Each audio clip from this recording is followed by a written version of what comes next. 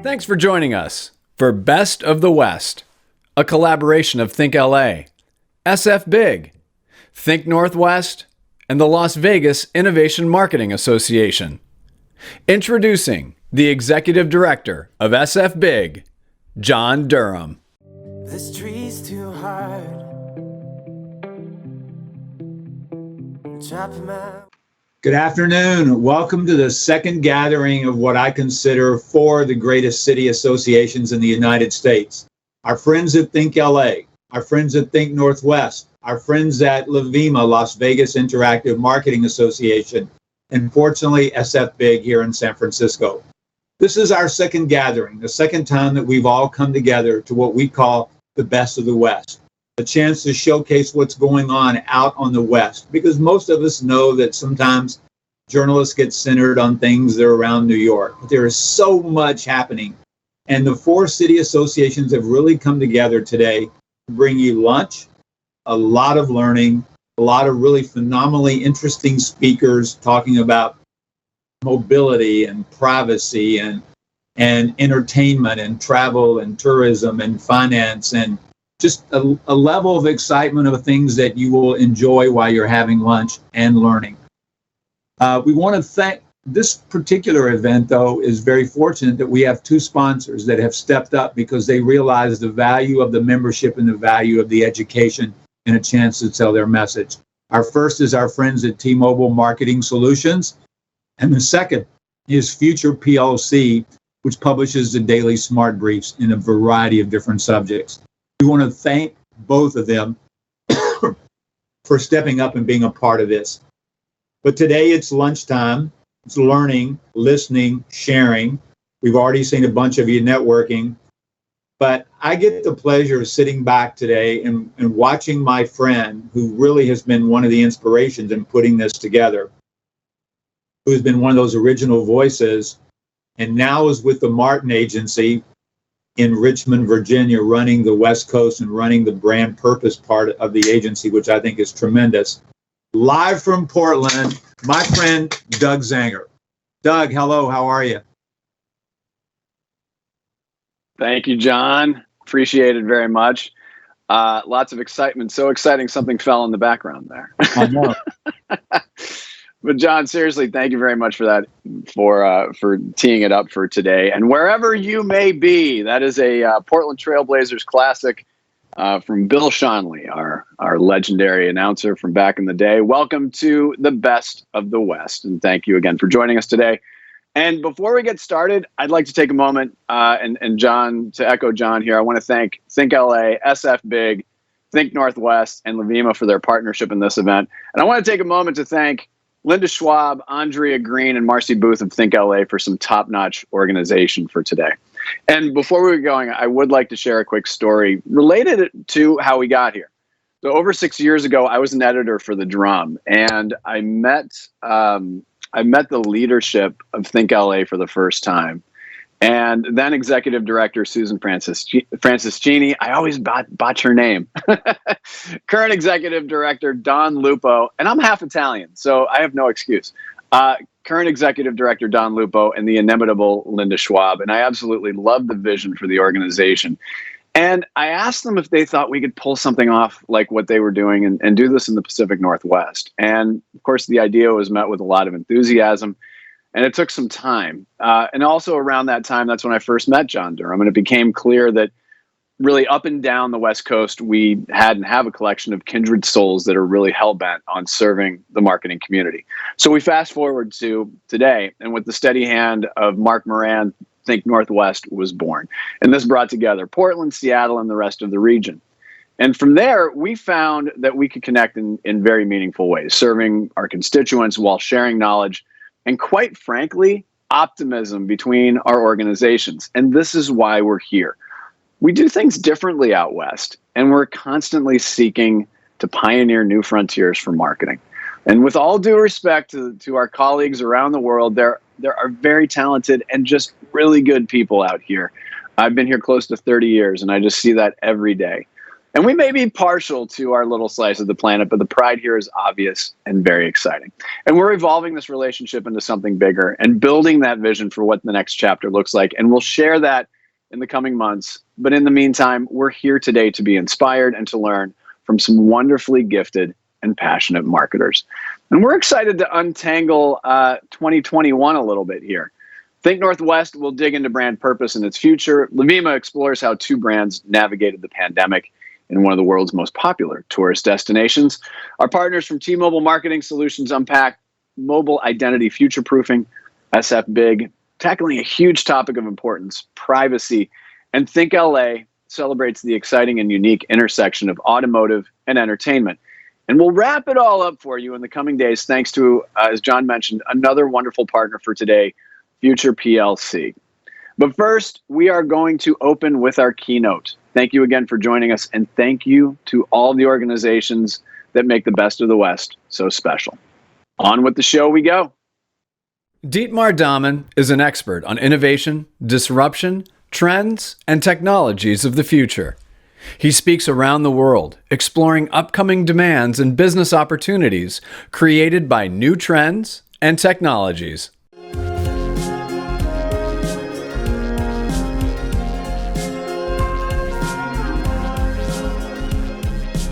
Hello, California. Hello, Nevada. Hello, Oregon. And welcome to a special edition of my What's Next webinar series, which is normally 6 parts, but I condensed it for you in 10 minutes. And we immediately start.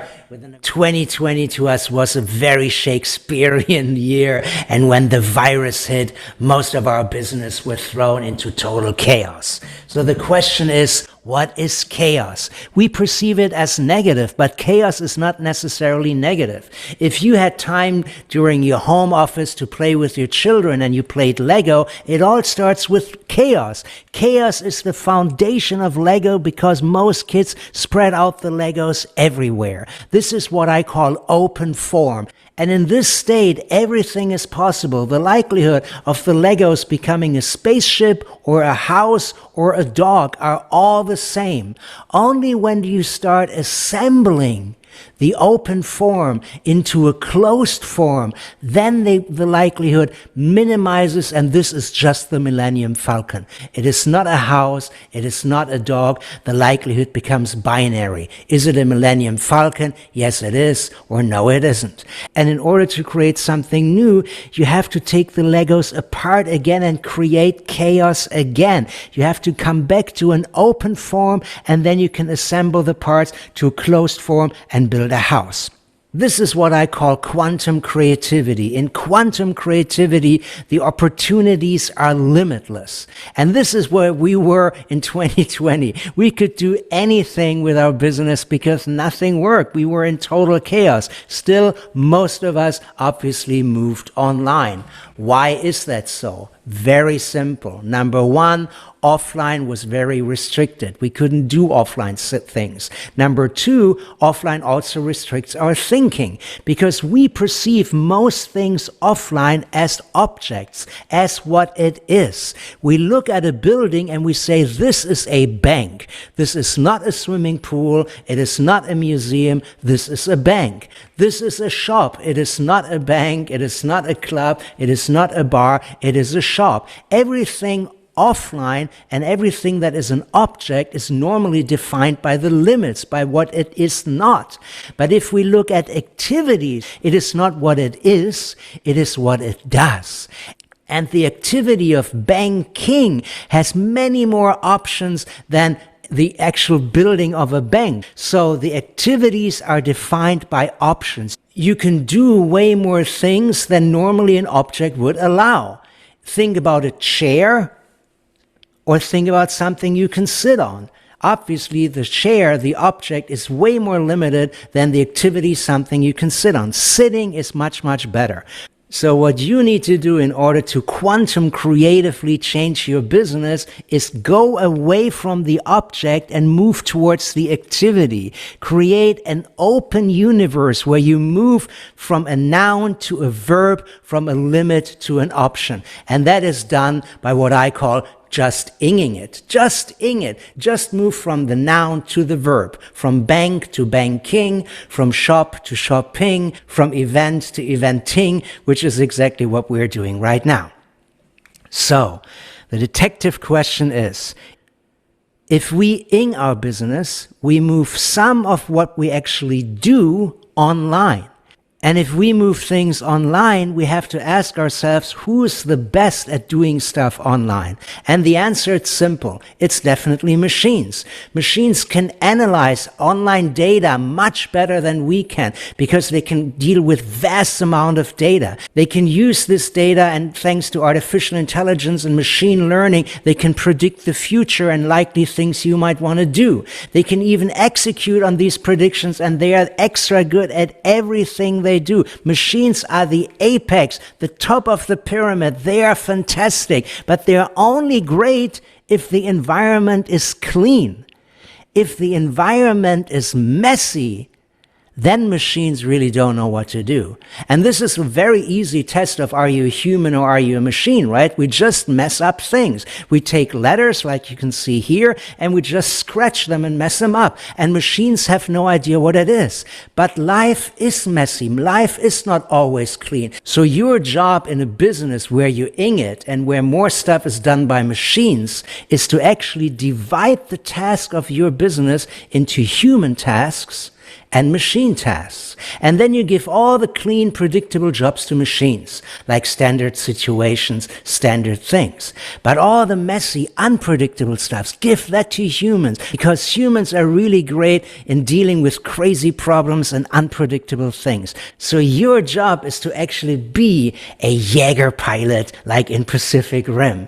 The world around you is chaotic, and the pilot deals with all the chaos creatively and comes up with new solutions to deal with new problems.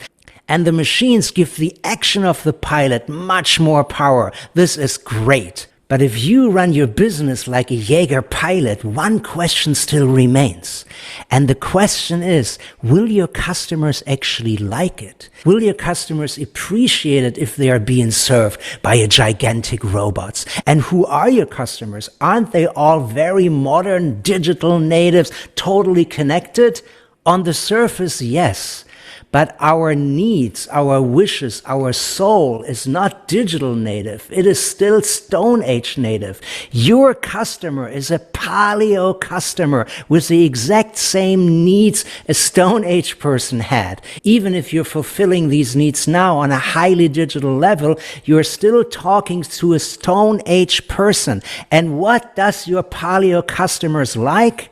Well, it didn't change in the last tens of thousands of years. We want to love and we want to be loved. So you have to give customers reasons to love you. Do something good for them. Do something good for the environment. Do something good for the planet. I want you to love me, so I'm doing something good for you. And that's why you can download for free 180 awesome business insights right on your phone in an EPUB comic version of my extended handout. Get it now for free. You will get the link after the talk. So we want to love, we want to be loved, and we want life to be better. We want the future to be better than the past. We want our kids to have a better life. We want the next job to be better. And we want the planet to be better, because that is where we live. And the great thing is that a lot of people want the planet to be better, and there's a humongous tailwind in sustainability. Sustainable product sales are rising in the US constantly. 71% of millennials are willing to change their diet in order to reduce the impact on the planet and eat more plants and less meat and less fish. There's an 80% growth in health, organic, better for you and the planet. It's a gigantic thing. So if you want your customers to feel that you do something good for them, do something good for the planet as well. So let's wrap up this insight injection of only 10 minutes with a couple of takeaways. Number one, When all the parts of your business are in total chaos and blocks are everywhere, you can reassemble them in a totally new, unforeseen way and create something very, very new that might last a very long time. Because the moment of chaos is rare. The moment of structure is much longer. So use this crisis to dare the new. If you dare the new, you will probably do something online, and machines like it clean, but life is actually messy. So think about the duality between service that is done by machines and service that is done by humans. Humans are much better in dealing with fluid, chaotic environments than machines are. Move from product to service, from object to activity. This really expands the opportunities that you have. And if you do, think about how your high-tech solution feels to a Stone Age soul. Do the people actually feel loved? Can they love you back? Do they feel appreciated, acknowledged? Do they feel that you can actually deliver something to them that will improve life? And finally, save the planet. This is ultra important and only you can do it. So do it now and do it big time. If you do it right, you can absolutely avoid the next drama and make sure that the drama stays in the theater and not in your business. Thank you very much. This was a very rock and rolly 10 minutes, but I hope you enjoyed it. See you then. Bye-bye. Take care. Thank you, Dietmar. Amazing presentation. Los Angeles, the home of ThinkLA, the nation's largest regional marketing trade organization, is the land of entertainment and automotive. Our guest, Alessandro Uzielli, head of global brand entertainment for Ford, and the great-great-grandson of Henry Ford, has deftly moved in both of those worlds. Joining him in conversation is Stuart McLean, ThinkLA board member and the CEO of Fast Studios. Please welcome them both.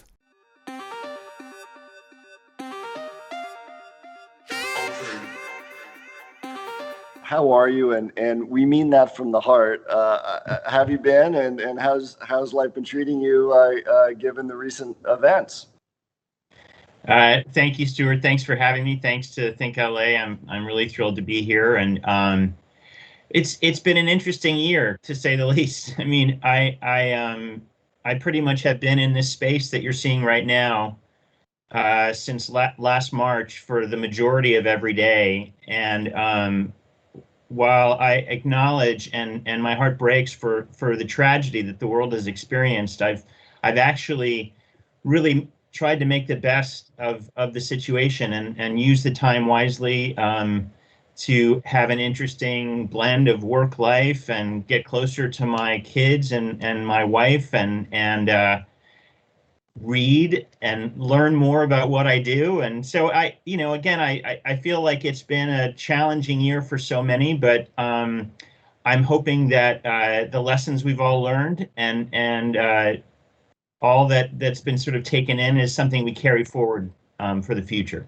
It's been a series of really interesting and impactful lessons, to say the least. That's great. And, we'd love to talk a bit about the office that you run. So you head up global brand entertainment for Ford. You started the office in 2004. In case we can't cover all the great projects that you've worked on for our audience, it has really run the gamut from the early days of James Bond driving a Ford in Casino Royale to the villain driving an Edge in Quantum of Solace, to now doing feature films, as well as the latest John Bracco campaign. So tell us a bit about how the office started and how you got involved. Well, it's interesting. I moved out to Los Angeles from New York City to really be in the film business. And I went to the American Film Institute, got my master's.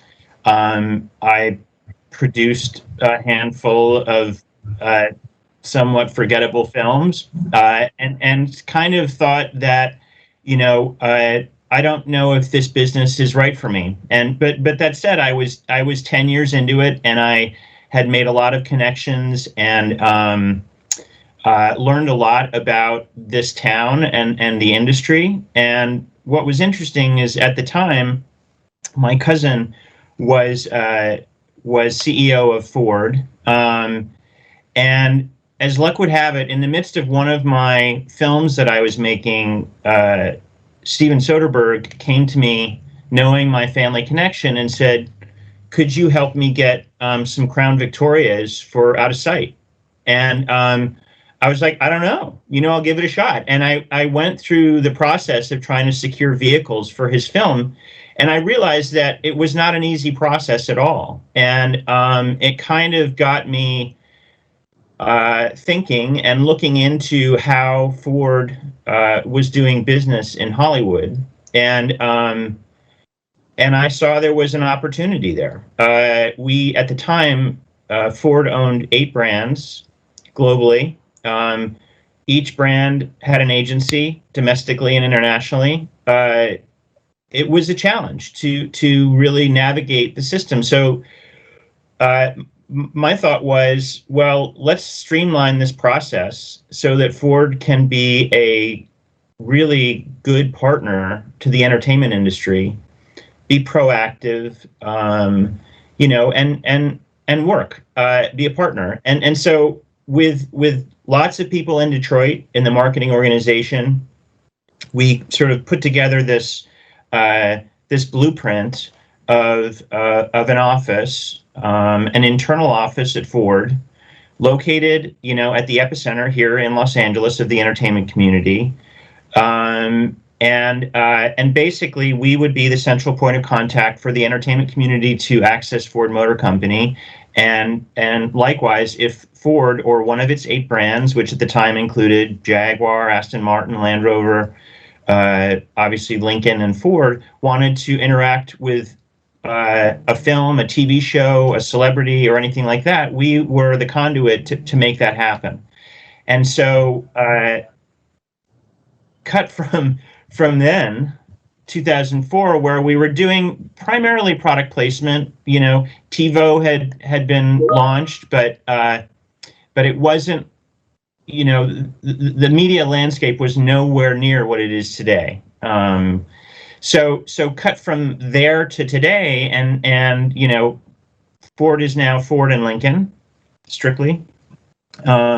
We've gone from being a product placement office to, like you called out, we're actually making our own content. Yes, we negotiate celebrity endorsements like Matthew McConaughey and Ryan Seacrest and things like that, but we also look at our launches, our messaging, everything that encapsulates us as a company and our culture and our customers and even our employees, and figure out an interesting way to utilize the assets that exist out here in Hollywood to speak about those products, and even to speak about our messaging. Who are we as a company, and how do we reach an audience in different and unique ways? So it's a really interesting job, and at a very interesting time right now, to say the least. And was there a kind of a natural turning point for you when the Hollywood and creative community really started to look at you as a partner versus saying, "Oh, yeah, we'd love some cars for our productions," or we'd love some endorsement money from a big brand, to say, "Wow, here is an opportunity to create something really special"? Well, it's interesting because cars have been part of this culture forever. Almost since I always love telling a story that Henry Ford supplied Model Ts for the Keystone Cop movies. So there's always been this sort of convergence. I think we probably spoke very different languages, but we realized how to translate what we were saying so that we could come together and work efficiently. And James Bond is a perfect example of that, because going all the way back to to Dr. No, the James Bond car was a crucial character in that movie. So I think, I stepped into an environment that was primed and ready to dance together, basically. And I think what we've been doing over the last almost 20 years is, how do we make the best about working together so that it benefits both of us? But obviously on our side as an advertiser, it doesn't take much to see that our audience has become so fragmented and in so many different places that traditional media, while it is still crucial to our business, is not everything. And Hollywood, to me, is a huge piece of that pie now, and it's emotional, and it speaks to an audience in a way that that we're still learning how to do. So it's been a very long relationship, but that relationship is forever evolving. That's great. Well, I'd love to talk about a couple of your kind of proud moments that you've had over the last 20 years. And I think one of the more exciting brand initiatives that has happened in the last few years is a faster horse and the work you did with Mustang. Would love for you to talk a bit and tell our audience here how that came together and what it was like making a feature film. Sure. Well, it was a really interesting time. I mean, the 50th anniversary Mustang launched in 2015, technically, and the project of launching that car was announced internally, sort of as the world was still well within the recession. Our industry was challenged probably more than it ever has been. But everyone realized, we had this moment coming up with this iconic nameplate that had been around forever. And how were we going to honor that moment, the 50th anniversary of this amazing car? So me and my team had the idea of let's make a movie. Let's make a movie about this car, a documentary that speaks to the Mustang audience, but also speaks to the general movie-going public that loves a great story and loves a great character, quite honestly. So we went out and we enlisted Nigel Sinclair, who is a producer, has made terrific films, terrific documentaries, including Bob Dylan and George Harrison and things like that. He brought on David Gelb, who at the time was known primarily for Jiro Dreams of Sushi and has since gone on to do Chef's Table and other things. And basically our pitch was, you tell the story of Mustang. We're not gonna tell it, you tell it. So as an outsider, come into our business, study the history of this vehicle, and tell the story you want to tell. And quite honestly, while we reserve the right to kind of change things if we needed to, we didn't change a frame, ultimately. Wow. I mean, he delivered a story that was beautiful. What was great, too, is we stood back. We let them figure out distribution. They got it into Tribeca Film Festival. It sold at the Tribeca Film Festival, ended up on Netflix. And, while you can call it branded content, it's a great documentary. And the characters behind that car, the people that brought it to life, and the Mustang community that has sustained it for now well over 50 years are terrific, interesting characters, and they make up kind of the patchwork of that film. So it really was a proud moment. That's a great story. And by the way, I don't know too many brand initiatives that were competitive at a film festival and made it to Netflix. And for all of you in the audience who have not seen A Faster Horse, it's really great. You should definitely watch it. And I tell you, the other program that you put together most recently, in the middle of a pandemic, PS, is the John Bracco campaign, which was incredibly successful as well. So if you could tell our audience a little bit about how that came together, we'd love it. Sure. Well, similarly, if you look at the milestone moments within the history of our company, the 50th anniversary of Mustang was one, but the reintroduction of Bronco, which is happening as we speak, was another one of those moments. And it was interesting because I had gone into a general meeting with my team at Imagine probably 2 years before Bronco was going to see the light of day. And we were just having a general conversation about what was coming up. And kind of in passing, I said, and Bronco is going to be coming out in about 2.5 years. And so cut to 6 months later, and I got a call from Imagine, Mark Gilbar, who's a producer over there, and said, can you come in? I think we have an idea.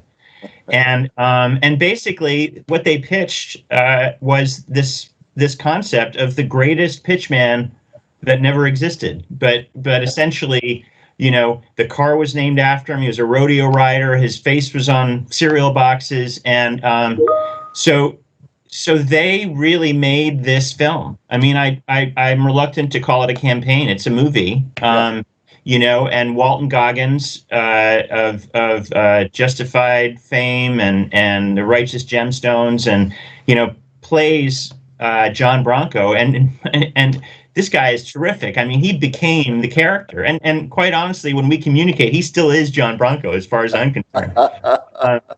And we created this with the help of Imagine and others. We created an amazing social campaign to back it up, and brought this character to life. So while the movie, which ended up on Hulu, which is terrific, existed, there was also this kind of groundswell of like, well, did he exist? And is this real? And it was really fun. And it's funny, and the world shut down as we were about to release it, so it never got kind of screened publicly. But one of the great moments was right before shutdown or lockdown, we took it to Arizona to screen for the dealers, who are getting ready to take delivery of this car in a few months.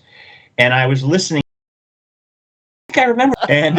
And then there's a moment in the film where there's no question it's a mockumentary as opposed to a documentary, and the whole room just kind of cracked up, which was a very rewarding moment. The company I work for has a sense of humor. I mean, it's like, we're a big global corporation, but if you can laugh a little at yourself, it really makes a difference. And I was really proud that they embraced this. It didn't take a lot to get it greenlit. I think everybody saw the value in it, and it was, again, another really rewarding experience. Well, I think it says a lot about Ford as a company. It also says a lot about the relationships that you've built in Hollywood, that you can have those kind of conversations with Imagine and have that kind of a shorthand that they can develop ideas like that for you. Well, I think we're just about ready to wrap up here, Al. Any thoughts on what might be next, or anything you can tease us with on what we can expect from Ford and your group? Well, I'll end with, we are in the process of launching the Mustang Mach-E, which is a zero emissions, really beautiful version of the Mustang. And it is another one of these milestone moments for our company. So without giving away too much, I'd say watch this space for an interesting project about Mach-E. That's great, Al. Well, we can't thank you enough for joining Best of the West and our group here at ThinkLA. We will stay tuned for the Mach-E and see what else you have up your sleeve. Thanks. Great to see you, Stuart. Thank you. Thank you, ThinkLA, and our guests. Up next, we head up the California coast to who some might say is the best part of California. We're talking about the Bay Area, home to some of the most exciting advertising agencies in the world, as well as the infamous Silicon Valley. The Bay Area brings the perfect mix of drive and innovation. And we'll start with a topic on a lot of everyone's minds: privacy. This comes from sfBIG, and our speakers are Richie Glassenberg, CEO, and Wayne Mathis, General Counsel and EVP, and both co-founders of Safeguard Privacy. In addition, we welcome Sheila Kloklesher, Global Chief Digital Responsibility and Public Policy Officer of Kinesso, and Jules Polonetsky, CEO of the Future of Privacy Forum. Take it away.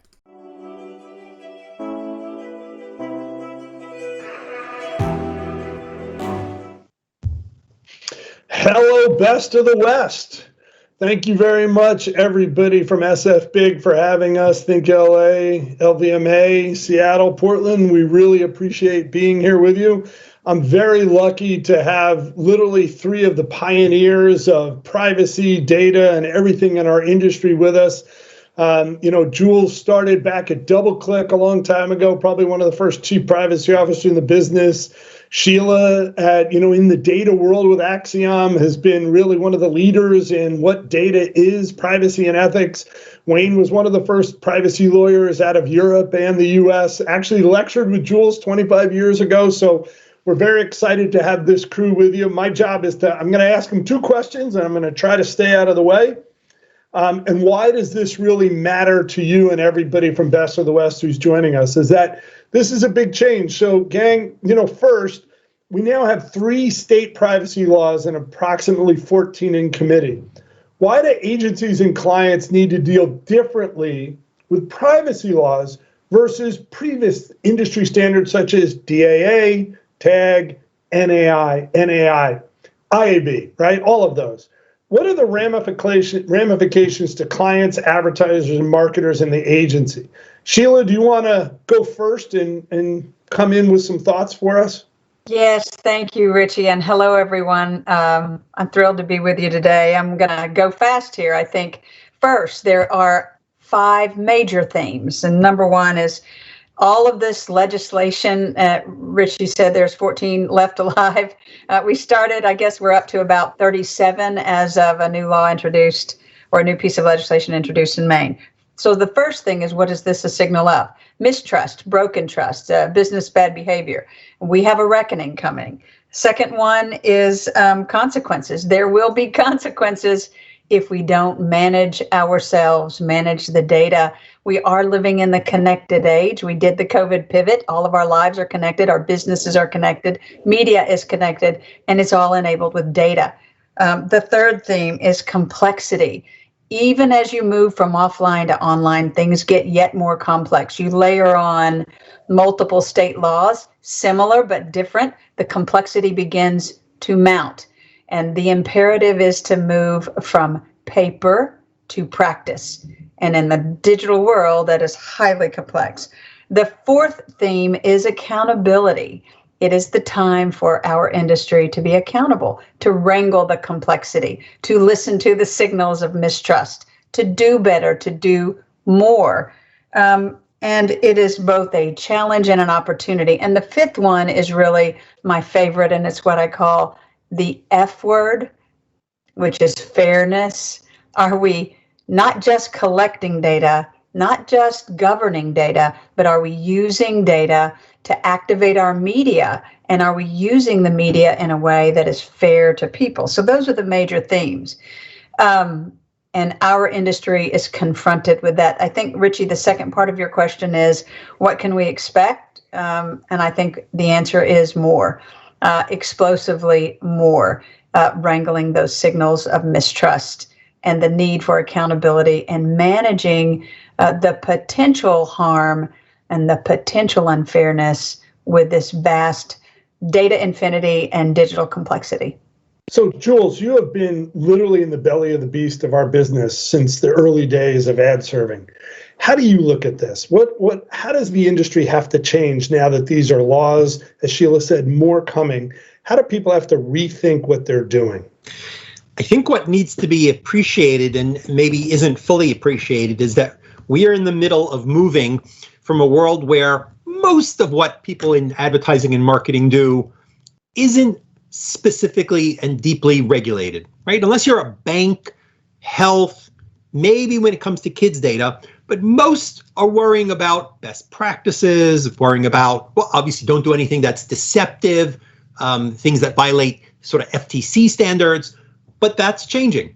All data is becoming a highly regulated world. Maybe those of you who do business in Europe or elsewhere, have felt this for a number of years. But we now in the US, for better or worse, decisions have been made. We are slowly, state by state, and eventually, federal, putting everything you do when it comes to a banner ad, when it comes to an email, when it comes to, analytics, we're turning it into a highly regulated world. Now, you deal with people in banking institutions, you understand. They live with regulators who set up camp in their offices, and they think not only about minding the P's and Q's of particular compliance. They think about systemic risk, right? They think about, hey, we make loans, we've done everything right, but if we made loans only to people of one race, we're guilty. We did something wrong. We have an obligation to figure out and make sure that what we do doesn't have a disparate impact. And that has been something that we've thought of as, well, that's for banking, that's for credit, that's for these protected civil rights. Well, guess what? The civil rights community and legislators believe that when I market, I'm at the spear end of maybe making different offers to different people. And it's not simply, oh, let's worry about it only if I'm an employer. What if I'm, putting out recruiting ads? What am I doing if I'm simply optimizing based on clicks or ROI? Did I suddenly end up somehow, and maybe you don't even know, but did I suddenly end up only showing poor people, the more expensive offer? Did I somehow only send it to people of a certain race? What if I target by zip code? Guess what? Zip codes correlate with really sensitive categories. So there are hard questions because marketing is discriminating, right? Discriminating not in the bad, illegal connotation, but in making smart decisions about who should get a particular offer. And now we're saying, guess what? Society cares enough to put penalties and rules. And this is hard because we haven't actually figured out, right? We don't want to force you to market the Porsche to the person who can't afford the Porsche, right? But on the other hand, maybe there are offers that maybe it ends up actually being perhaps unseemly. So hard questions ahead, but for better or worse, welcome to the world of health regulation, bank regulation. General data regulation is now a highly regulated business, and we need to figure out how to scale our processes so that we can do this in a responsible way. So what they really have to understand is this is going to apply now to soaps and shampoos as well as to credit lending. This is going to apply to everybody, right? Exactly. And look, we have to figure out, obviously selling you soap may not be the same thing as, denying you a loan, but well, what am I doing exactly there? And why am I giving you an offer versus someone else? We have obligations. If automated processing is happening, then, well, you need to show and explain what you did and why you did it.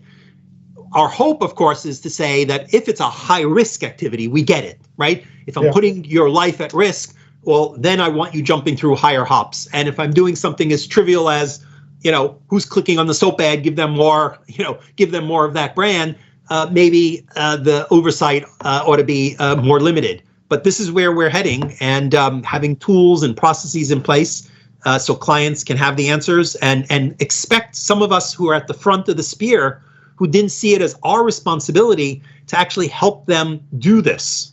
Right. So Wayne, you're one of the top privacy lawyers in the last 25 years, and you spent a lot of time helping lots of companies, and then you spent a bunch of time in a client. You've been at the pointy end of the stick here. What would you tell your clients, no matter what they were, now that these are broader regulations versus industry standards? What are your worries as we move to this new world from standards to laws? I think that individuals and corporations need to think of the words trust and transparency. The world has changed. COVID-19 came. We got apps on our phones that enabled us to know when we were near someone that was exposed to the virus. And we distrust our phones and tracking so much that we didn't enable those apps. And they don't work. Our society no longer trusts advertisers, no longer trusts technology, don't believe things are transparent. And you now have a company like Apple adding transparency requirements because they think it's a differentiator for them and it's good for business. You have Google looking at changing cookies because they're afraid that they get a bad rap from the cookies. Whether that's true or not, it's irrelevant. Trust has to do with perception, and that's the first problem. You asked a question about what's the difference between privacy laws and industry standards. The industry writes industry standards. Privacy laws are written by the individuals that don't trust the industry.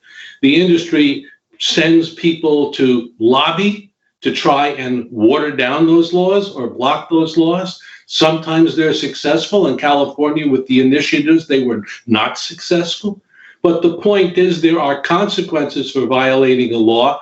The same consequences do not apply for violating an industry standard. And then I think you need to understand that what the law does is it forces businesses to change the way they do business. Sometimes some of those practices that you're engaged in are now going to be illegal. And industry standards didn't make you do that.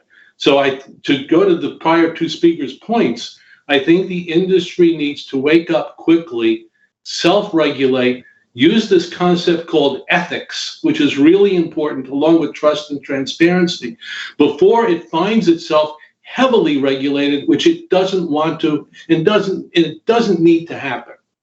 So real quick, I do want to get to the, Jules, do you want to say something? Come in. Yeah, I want to kind of add on to Wayne's self-regulation point, right? I think the regulation is here and it's inevitable. And I think, Wayne's point of how to self-regulate is, can we show the right way for regulation to work by saying, this is how we do it. This is what the good actors do, right? So if you want to regulate, which we think you do, please match what the leaders have set forward instead of making it up on your own in a way that may not actually, reflect industry good practice and maybe, sort of complicated. I think the days of saying, don't regulate, we're going to self-regulate, they don't trust us anymore. They think we've missed that ball. Now we should self-regulate, A, because, you want to drive safely. So drive safely because you don't want to get in an accident. But B, you want to demonstrate what the policies are so that regulators can put them in place. And you know what? Maybe that means that platforms shouldn't be putting them in place because democratic lawmakers and the process of politics, when it works right, puts it in place. Right.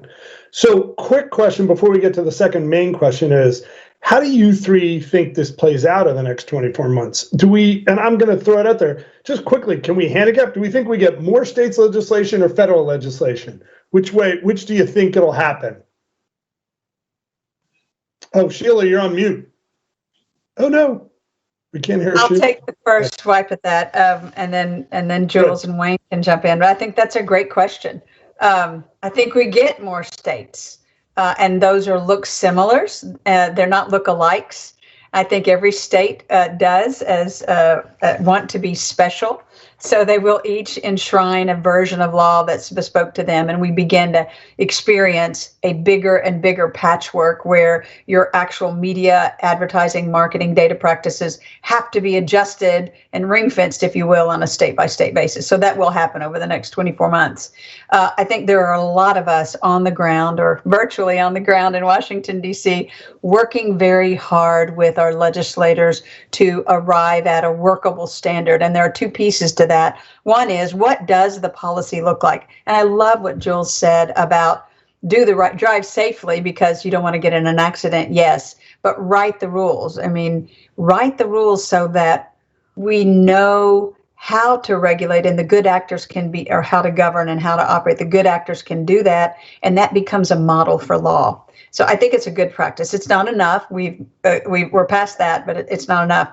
And as we work in DC, again, there's two things. There's the policy and there's political will. And the politics, and I've always said there's a difference between, we've all heard there's a difference between good policy and good politics. And in order to get something through, and we do need something, we need one big gorilla, not a bunch of little monkeys running around the states that we have to wrangle. So one big one to regulate the land, and we've got to write the policy and activate the political will. We only got 5 minutes left. I want to ask one more question, but Jules and Wayne, anything different to add on that, or we all kind of feel the same way? States and then federal? Connecticut and Colorado are going to pass soon. My state legislative team testifies around the country, and they think those two are going to happen soon. There'll probably be a dozen others in the next year. We won't get a federal law this year. Congress is confirming people. The Biden people are still filling out slots. They're dealing with the international data flows, which are falling apart. So they've made that their top priority. Great. Hopefully we get a federal bill in 2022. It's going to mean some sort of compromise around private rights of action. Businesses don't want to be sued. The advocates have decided that this is like the most important thing. So it'll be part of a deal that hopefully leaves us with something workable, but manages liability in a reasonable way. All right. So I'm going to add something very provocative to the conversation that I haven't heard anyone say yet, but I'm going to give you my opinion. I think that a federal preemptive law that everyone is hoping for is frankly flat out unconstitutional. The case is Murphy versus the NCAA. It was written by Justice Alito back in 2018. State of New Jersey wanted to legalize sports gambling, but there was a federal law, the Professional and Amateur Sports Act, and it said that it was unlawful for a state to authorize sports gambling. Supreme Court of the United States said there's dual sovereignty under our system, and unless there is a specific authorization to the federal government, it may not preempt a state. There is no specific authorization for privacy laws in the U.S. Constitution. I think there can be a federal bill. It will be a minimum standard. I don't think that California and the California Democrats are ever going to have the CCPA or the new California law eliminated. So I think that what you might get is a federal law that will stop lots of states from passing bills because they'll be happy enough with it. And you'll also have 15 or 20 other states to deal with because they can't be preempted under the Constitution. So I'm going to throw in, I know we have to get to our next one. Wayne, I don't like that answer. We need a floor and a federal ceiling, and we need every business on this call to get engaged and activate that political will so we can get a standard.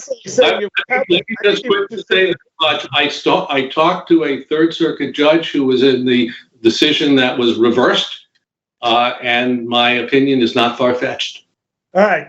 So I think it was just given we don't want to make any of our panelists unhappy, but I think it was just given a viewpoint to each other. All right, we have 2 minutes left.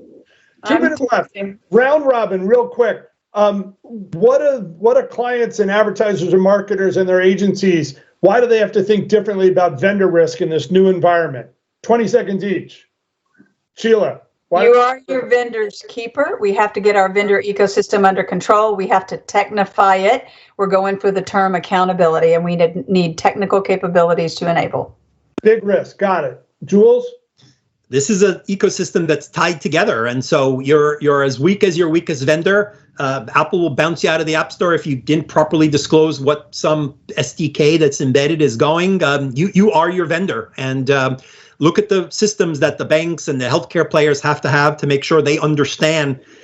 How many policies have you read? We say, hey, trust us. We have a great service. We have a great site. Oh, by the way, there's all kinds of third parties here. We don't know what they do. Go read their privacy policies, right? I mean, that's what has been in thousands of policies. Think how bonkers that is if you're saying, trust me, this is a good site. Put in your information. But, there's all these other people here. I don't know what they do, right? And in fact, some of us didn't know what they did.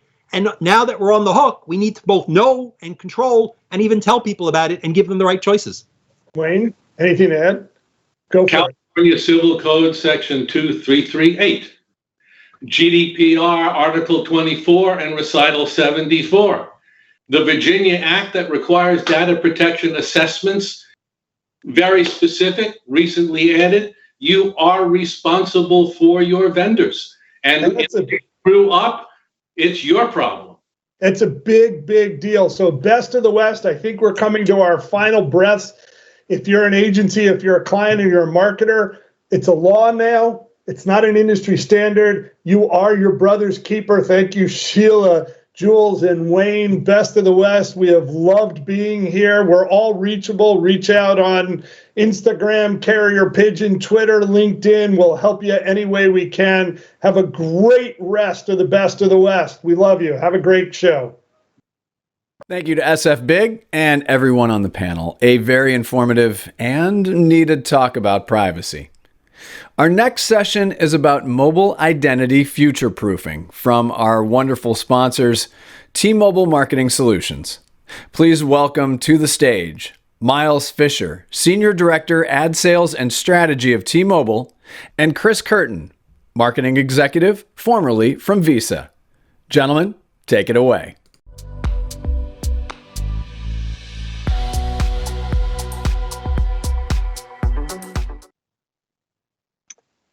Hey everyone, great to be here. Thank you, John and BigSF for having us. I am Miles Fisher, a proud sponsor as part of T-Mobile. And as a sponsor, I'll give the mic over to Chris first to introduce himself, and then I'll kind of get into our agenda for this afternoon.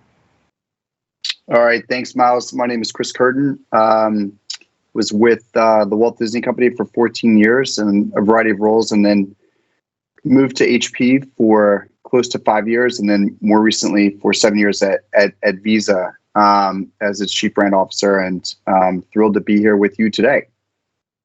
Awesome. Thank you, Chris. And for some background on myself, for everybody listening in, Miles Fisher, been with T-Mobile about 2 years. Before that, spent time at the programmatic platform MediaMath.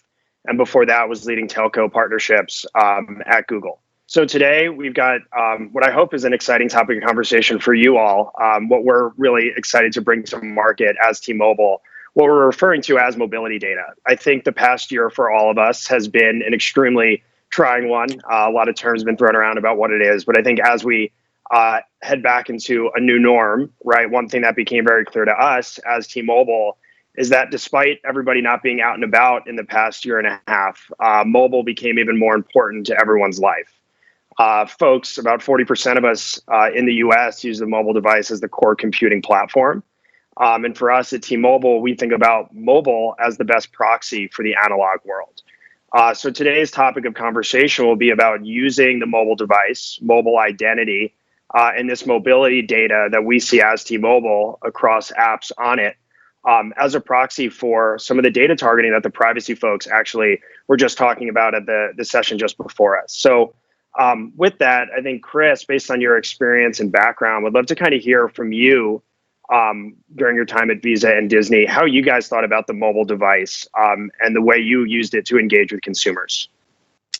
Yeah, I mean, I think we always knew it was a unique device. And, you know, anytime you're on someone's person, whether it's apparel or whether it's electronics or whether it's payments, it's a privilege. And it shouldn't be taken lightly, or we shouldn't be cavalier about that. There's a very, strict filter to kind of find your way into that experience. And I think there's 2 or 3 categories that kind of routinely find their way in there. And clearly mobility and devices, is one of them. So it's a unique focal point and access point. I think on top of that, like you said, this past year has been nothing if it hasn't been extraordinary. And we've all learned, just how important that device is, from points of connection to being able to get things ordered to your home. I mean, my mom is in her mid-80s. She now is an avid user of DoorDash. I don't think that would have happened in the absence of COVID and or her, comfort with a smartphone and a smart device. I think Shopify, we were talking about this earlier, saw growth and performance that they had once projected would have occurred over 8 to 9 years occur over 2 to 3 quarters.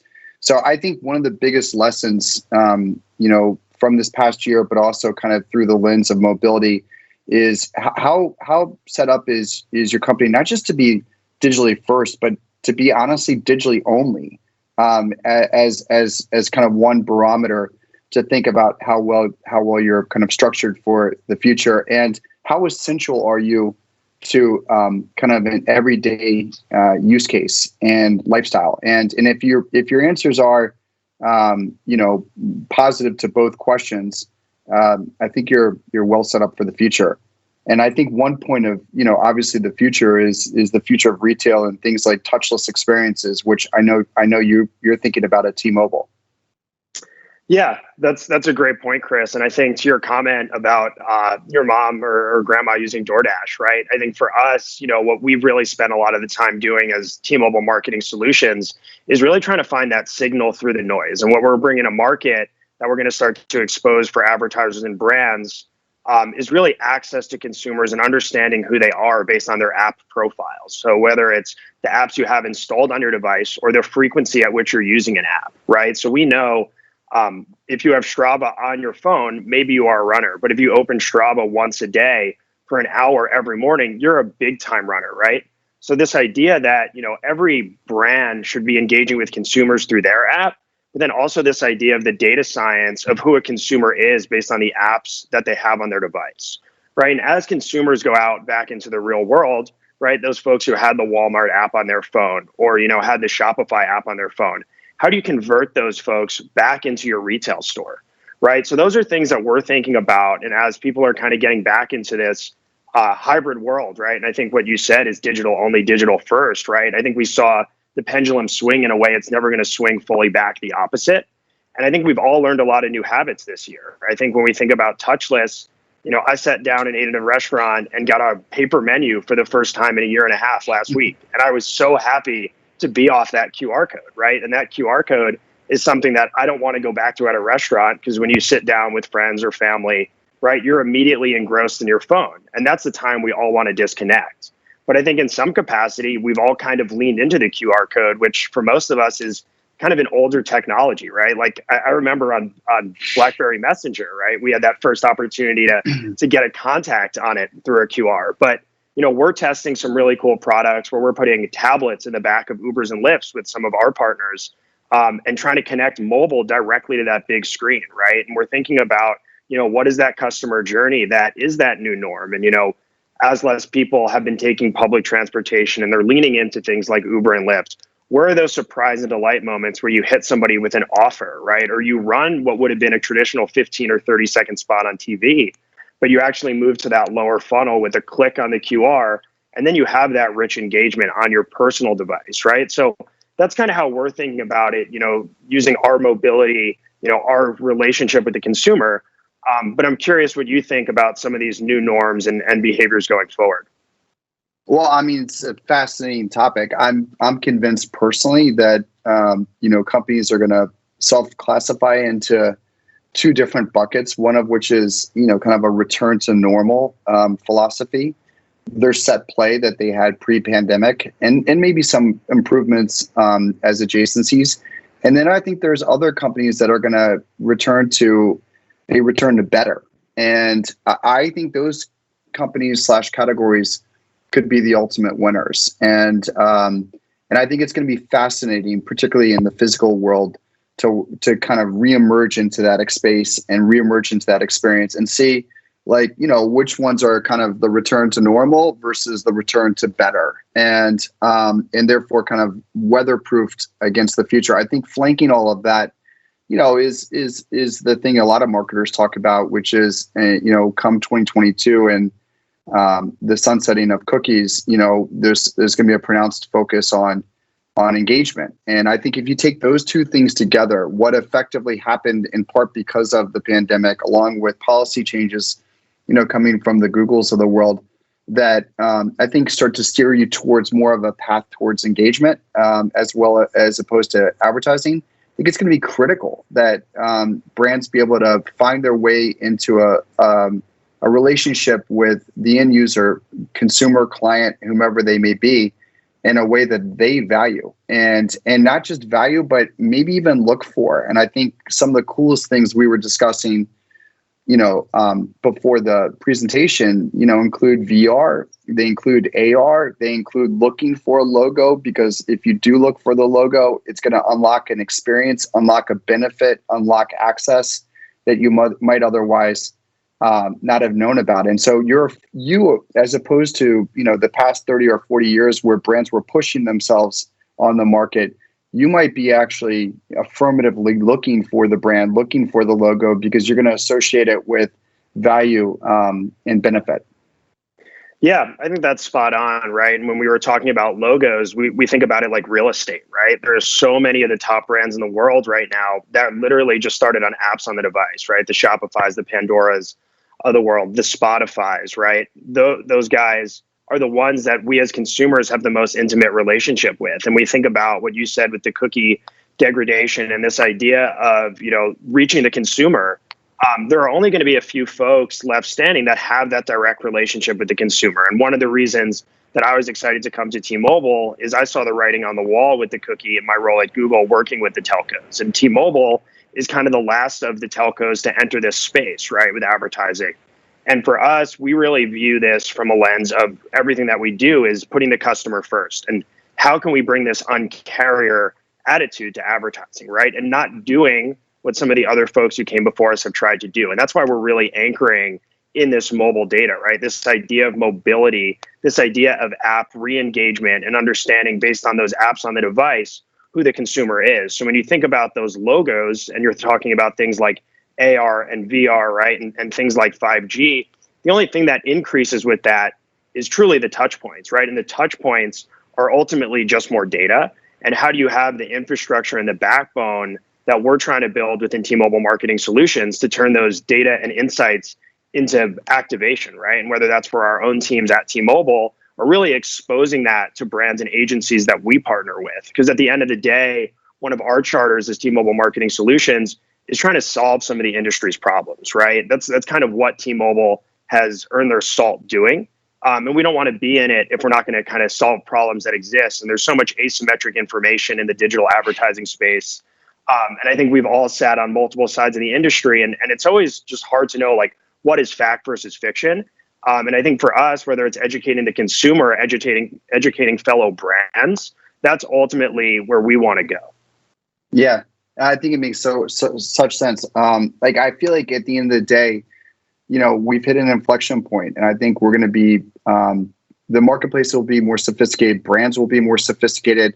I think the notion, you just look across the horizon, you used to have 500 cable channels being pushed at you, but maybe you consumed only 6 or 7 or 8 of them on a routine basis, but you were paying for, 490 of them. And I think whether it's in media and entertainment, where the streaming services have really gotten to be much more targeted, much more specific about the content that you like, the content that you value, the content that you're willing to pay for, and putting that before, the quote unquote viewer. I think the same is going to happen in marketing and advertising, where it's not just going to be, we bought a right to speak to you, but we're going to invest in a relationship with you. I think that's a complete mind shift that is probably heavily dependent upon, technology and services like 5G to be able to have the speed and the infrastructure to maintain that relationship. Is that your view as well? Yeah, I think the 5G angle is so interesting because you turn the clock back to 4G, right? The reason that, Uber exists, right? DoorDash exists, it's because of 4G. And when 4G rolled out, no one really knew what was possible or going to happen. And I think now we're starting to get to that point of 5G where we're out, you see a ton of commercials, a lot of branding around 5G, but everyone's trying to figure out, how do you unlock it, right? What does that mean for the consumer? And I think for us, when we think about it, at least in a very narrow focus for advertising, it's some of the AR and VR stuff that's happening, right? You think about what Lowe's or Home Depot are doing through their apps. But then there's the other angle of it, which is really about that increased connectivity and touch points, right? I think one of the channels that is going to have a massive comeback and boom is going to be out of home, right? Which was going through a transformation from analog to digital. But now, you can put screen, low latency video, touch, and understand the consumer through a journey, right? And you have your mobile device. How does that connect to the screens around you? And what does that true experience look like around that journey? And it doesn't necessarily matter whether you're checking out in store or checking out from the app, because marketers are finally getting to the point where, those touch points are becoming synergies, right? Like omni-channel, we heard it for so long, but it's really becoming kind of just one channel, right? Through the right infrastructure where you can measure it all together and tie it back to that user across those touch points you were talking about.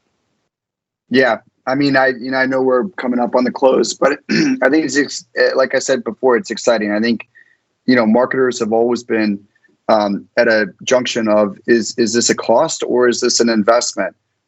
Is our effort correlated to an outcome or causal to an outcome? And I think to your point about kind of it riding off of a much more powerful infrastructure that will allow for much more personal engagement, I think the answers will become clearer and therefore more convincing, to the management teams at different companies who ultimately have to justify these expenses. They're huge discretionary budgets and expenses. And the question is, do you believe that you're getting the value for the cost? And so I think a lot is riding on this infrastructure. Yeah, I think that's a great way to bring it full circle. And I think for us, right, like what we believe in is not boiling the ocean, right? It's understanding with the assets that you have and solving the problems that you can and earning that trust and credibility, both with the consumer and, brand partners, right? So at the end of the day, it's you enter a space, you have a firm belief and you have an assets to solve it. And I think what the promise we deliver to the consumer is that consistent journey and those touch points. And then back to the brand is how to engage and continue to surprise and delight. So with that, Chris, I want to thank you for joining us, kind of playing a little volleyball with me here. And everyone at Big SF, thank you again for having us. We really appreciate it. Thanks. Thanks again to T-Mobile Marketing Solutions and Future PLC for their support of today's programming. On to Vegas, in a way. LVIMA is one of Las Vegas's professional treasures. Since 2004, the group has been gathering some of the finest minds in marketing. Today, we're joined by veterans in sports and tourism to share how the first season for the new Las Vegas Raiders and Virgin Hotels was like no other. How they navigated the experience through a pandemic, marketing innovations they developed, and what's next. Please welcome moderator Tiffany Hollins from the UFC, Brandon Dahl from the Raiders, and Chad Brown from JC Hospitality.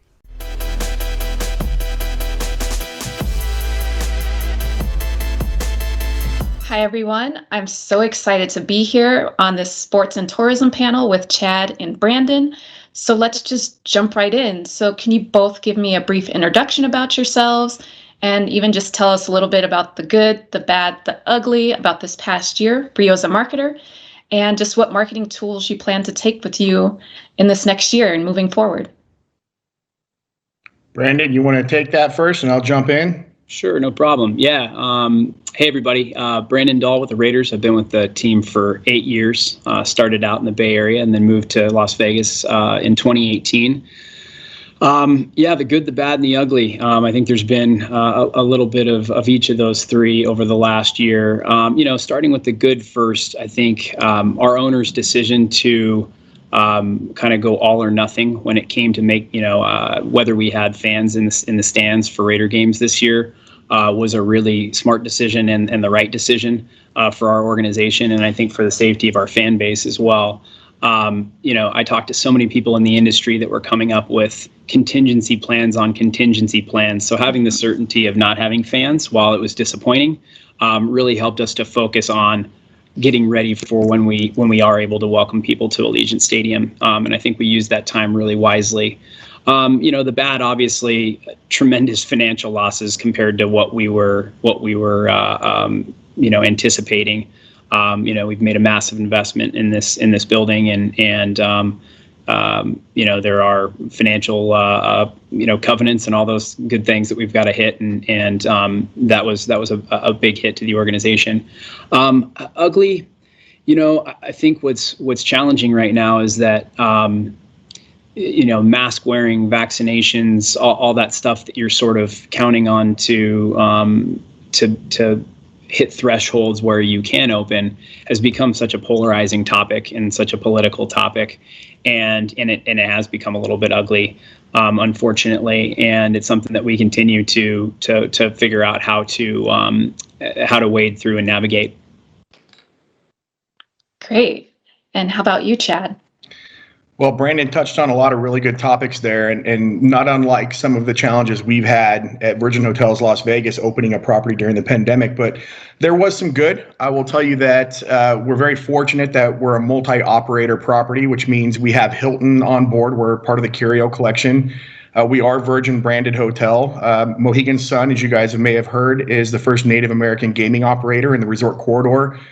Couldn't be more honored to be working and partnering with them on the casino floor. And AEG coming back to work in the theater at Virgin Hotels Las Vegas have been an excellent partner previously when we closed and now when we're reopening again. And, during this time, we were closed during most of the pandemic for remodel. And one of the opportunities we had that I consider to be good is that we worked with our operating partners, and we also had an opportunity to watch what our brothers and sisters in the hospitality industry did during the pandemic that were best practices, and then also some practices that weren't so good. And so we had a meeting with our ownership team and with our operators, and we started discussing COVID safety protocols and what everybody was doing. And I thought it was brilliant. Our president and CEO, Richard Bosworth, said, well, these are all great ideas, and I don't think we should take one idea. I think we should take all of these ideas and let's incorporate them to create the safest opportunity we can to welcome guests back to the property. So we're very fortunate in that aspect that we got to incorporate those practices that were tried and true. Mm-hmm. We got to learn again from our brothers and sisters in Las Vegas to understand what was working and what wasn't. And we were really able to incorporate those practices in a safe manner to be able to open a property during a pandemic. Right. I mean, it was an enormous challenge. I would say the bad, something we did not anticipate, was supply chain. The impact COVID has had on supply chain to the entire city, and from my understanding, it's every area of supply chain has impacted us. So As you may be aware, we have a few venues that are not open yet that are scheduled to open by Memorial Day weekend. We did have our official opening back on March 25th, and we would have had some venues open sooner, but supply chain has been so slow to come in. And there's a lot of challenges around the world with that right now. So I see that I'm hearing about that everywhere in all industries right now with supply chain. So I know that's something we'll overcome. It's just taking a little bit of time. And I would say the ugly, from a hospitality perspective, it's really getting that foundational midweek convention business back. We know that there's other states that are operating in different capacities, and we know there's large conventions that are ready to start coming back again. And we really need to get our city in a place, Brandon touched on this a little bit, with some of the protocols we have in place to make sure it's safe. We've got to get that core business back. We've got to welcome those guests back midweek. It's the foundation of the business. It really sets us up for the customers that we all target, that we position ourselves for to come in later in the week and on the weekends. And it's paramount. It's vital. And that, to me, has kind of been the ugly side of things through all of this. Amazing. So we'll just move on to a next set of questions that we had. So opening during a pandemic was uncharted territory for all of us, and you guys both did it successfully. Congratulations on that. What are some innovations that you implemented that you think helped make you successful, made you successful? You want to go first this time, Chad? Yeah, sure. I'll jump in. So there's three key areas I think I'd like to touch on. One is technology. One is from an advertising perspective, what we were able to do. And another one is from opening a resort perspective, right? Letting guests into the doors. And so from a technology perspective, we partnered with a company called Nano Vapor. And they were able to come into the property and spray, it's not a mist spray, if you will, but they were able to spray all public areas that provide 90 days of protection that you can't feel, you can't touch, you don't have to wash your hands. It does not rub off either, and it kills 99% of bacteria when it lands on any of these surfaces that have been covered. Really cool brand new technology. We were proud to be the first partner that they came in and worked with to test this technology. And so far, we've had outstanding results in terms of safety at the property level and reports of anything that we wouldn't want to hear about at the property level. So that was a really cool technology innovation that we were able to take advantage of. From an advertising perspective, wow, we shot a national television commercial right in the heart of the COVID pandemic. And we did that without a property to open up to bring actors on to show the property off. And so it was extremely important to us to begin building awareness for the Virgin Hotels Las Vegas brand in Las Vegas in the resort corridor, especially for our feeder markets. You know, folks coming out of Southern California, Arizona that were starting to travel again or thinking about travel for a future date. We wanted to be top of mind.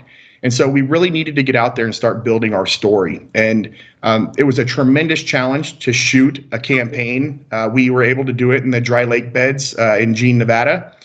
There were a lot of obstacles we had to overcome. There were a tremendous amount of additional fees that we incorporated for safety, COVID safety protocols, all worth it. But we were able to successfully get a campaign out there that really breathed life into the Us Unstoppable format that we try to portray at our property and really get people interested in what's coming to Las Vegas and what's new. And so that was a huge challenge, but we were able to overcome. And as far as I understood, we were the only brand that was shooting a national advertising campaign in October of last year. So it was tricky, but we did it successfully with no issues. The third is really the opening perspective, opening the property. And when you open a property, we flip the script, and I'll talk about this a little bit later in some of the questions that you have, but we flip the script, we believe, on how you open a brand new property, where normally you would open up to a big VIP party. It would be VIPs only, celebrities. It would be closed off to the public for the most part. We switched that around, and we said, you know, this property has always felt it very important to be a part of the local community. The local audience is a very important consumer of ours, and so we opened the doors to the public and forego the big VIP parties for the official opening weekend. And when we took a look at entertainment, we had to be innovative with how we were entertaining guests that came in because we couldn't do ticketed shows. We wanted to make sure we were adhering to capacity limitations and those types of things. So we actually created a Burning Man meets New York street performer entertainment perspective across the property, which actually worked out really well, where we had pockets of individual actors and entertainers throughout the property. So as you walked through or you visited a venue, there was some kind of surprise entertainment element in there that was safe, that adhered to any COVID protocols that we had in place, but also provided an opportunity to entertain a guest who was coming onto the property for the first time, which is extremely important for myself and I'm sure for Brandon as well. For sure. I love that local aspect as well. Brandon, how about you?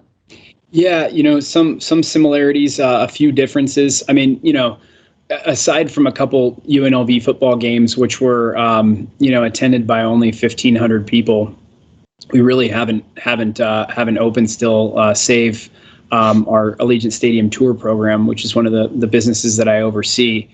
I think, we are very data driven as an organization. I'm very data driven as a leader. And so we always, with any announcement that we make or with any initiative that we undertake, we are very thoughtful about capturing and collecting our customers' data so that we can communicate with them, so that we can learn from them, and most importantly, so that we can design the experience to them. So I'll take the tour program as an example because it's really the only thing that we have open right now. We were finding that literally and figuratively from a data capture standpoint, people were, Allegiant Stadium is like Willy Wonka's chocolate factory. There's a gate that goes around the stadium, and people were like clamoring, waiting at the gate to get in.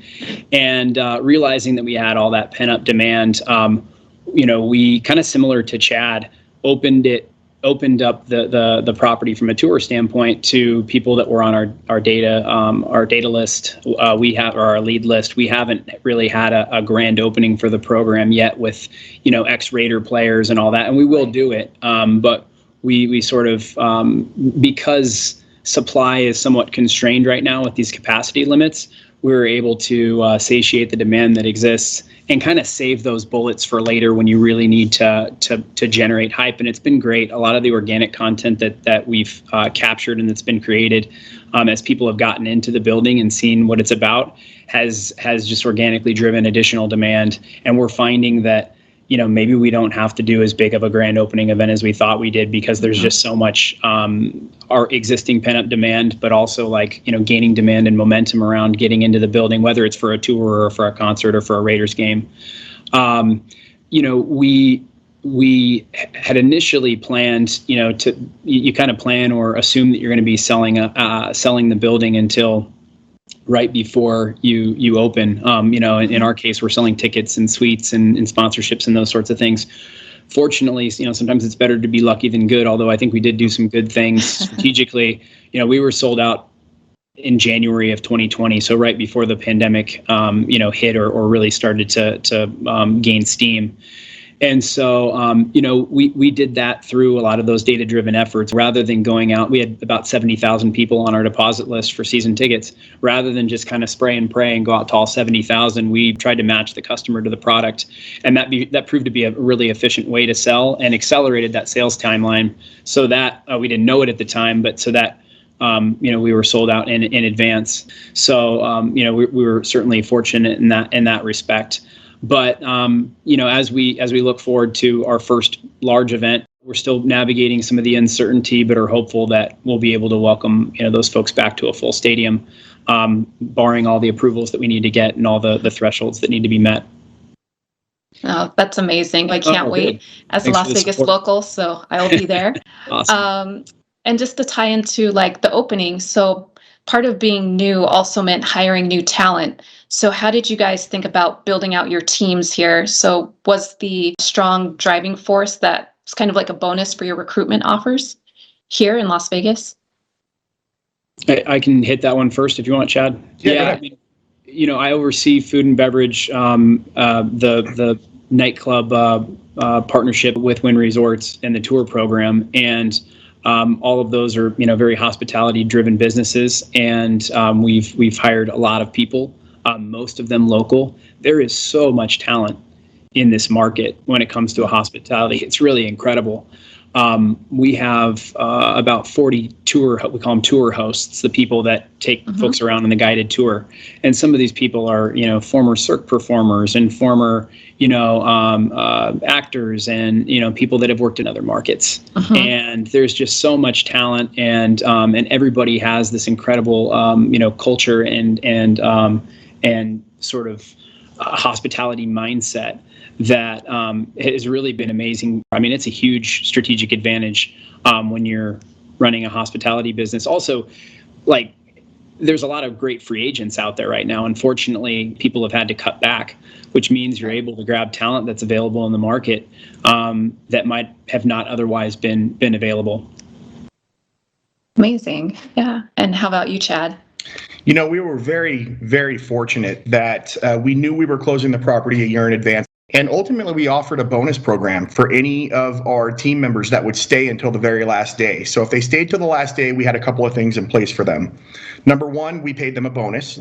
Number two, we allowed them to aggregate their vacations so that they didn't hit a maximum. They could get as much as they could earn in that year. So not only did we give them a bonus for staying until the last day, we paid out their vacation, unlimited, as much as they could earn in that year, but also they were able to plan. It was kind of an accident that we closed February 3rd as the pandemic was just starting to hit for remodeling. And it was very fortunate for our team members that they were able to plan in advance for not being employed for a certain period of time. And so 90% of our team members stayed on board until the last day. Of those 90%, part of that program of them staying until the last day was that they could come back, keep their seniority with no interview into their positions. So of the 90% that stayed until the last day, 80% of those team members came back. And so the 1,600 employees that we hired, 1,300 of them were previous employees that had returned. So from a training perspective, from a culture perspective, understanding their job, having their seniority, their happiness to arrive on property and see what we had done there. We hired 300 initially for the official opening, and we're hiring another 400 by the end of summer. And so we are finding that there is a tremendous pool of talent. We're also finding that, there are some challenges in hiring for some of the higher volume positions. There are a lot of folks opening back up again. There's a lot of job opportunity in the city right now. And so it is a little bit more difficult from our experience anyway, and from what we're hearing from the market, to get some of those jobs where you need more folks in those positions. Some of them may be seasonal, and especially the on-call positions. We've really been trying to find creative ways to make sure we're staffing appropriately. That's amazing. Yeah. And just the talent here is just remarkable. They all have incredible backgrounds. So excited about that. And so just to wrap things up, do you guys have any last one piece of advice that you'd like to share with the viewers watching? Well, Brandon, I'll jump in. I'll just real quick, I think for the viewers that are watching from advertising and marketing and being a part of this Las Vegas Interactive Marketing Association program and speaking today, I think innovation is key. The only thing that's guaranteed to stay the same is that it's going to continue to change. And so as marketers, we have to be flexible. I call it a Gumby attitude. Always be flexible. For some of you younger folks, you probably don't know what that means, but you can Google it. It's safe, I promise. Have that Gumby attitude and be willing to change and be willing to innovate new ways of looking at things. Don't get trapped in the box, because things like COVID, things like, unfortunately, the tragedies of October 1st, things like the Great Recession, they're going to come along. And as marketers, if we're not innovative and we don't have that Gumby flexible attitude, we're going to fail every time. So that's my words, my 2 cents for what it's worth. Fantastic. And you, Brandon? Yeah, I'm a big believer in market research and investing in market research. And oftentimes we sit around conference rooms, folks, leaders within the organization, trying to guess what our customers want, and trying to sort of I think too often we let our guessing influence our business decisions. There's no better person to ask than the customer when you're trying to figure out what they want. And people love sharing their opinions and their desires and how much they're willing to pay even sometimes. And so we've really taken that as a part of our strategy. No decisions made without talking to the customer, and the benefits of that have been realized multiple times over. So listen to your customers. Fantastic. Chad and Brandon, thank you so much for this. I'm sure we could have talked another 3 to 4 hours about sports and tourism in Las Vegas. So thank you again for your time. Absolutely. Thanks, Tiffany. My pleasure. Thank you, LVIMA, and our guests. Now we make our way to the Pacific Northwest, a region that has the highest number of B Corp certified companies in the U.S., and a region where purpose infuses much of what we do, from major global brands to the next generation of marketing powerhouses. Think Northwest is proud to welcome Natalie Bowman, Managing Director, Marketing and Advertising at Alaska Airlines, and Kevin Carroll, founder of Kevin Carroll Catalyst, LLC, to talk about the path to purpose.